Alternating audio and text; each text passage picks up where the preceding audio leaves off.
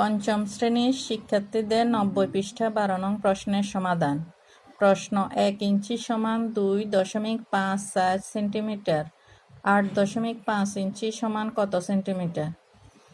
1 ইঞ্চি সমান যদি 2.54 সেন্টিমিটার হয়, 8.5 ইঞ্চি সমান আমরা জানি আরও বেশি হবে। তাহলে বেশি হলে আমরা সবসময় গুণ করি। সমাধান: 1 ইঞ্চি সমান 2.54, 2.54, দশমিকের পরের সংখ্যাগুলি আমরা ভেঙে পড়ব। 2.54 সেন্টিমিটার। সুতরাং 8.5 ইঞ্চি সমান 2.54 গুণ 8.5 সেন্টিমিটার। গুণটা আমরা এখানে রাফ করে নিয়েছি।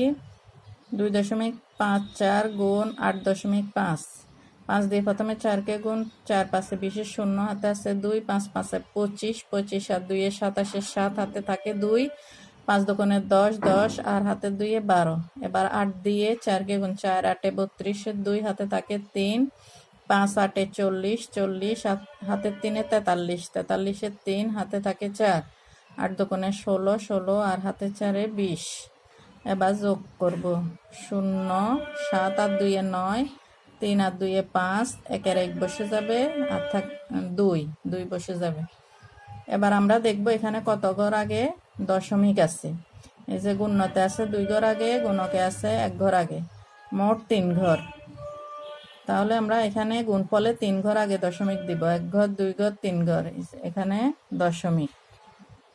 তাহলে 21.590, 21.590 সেন্টিমিটার।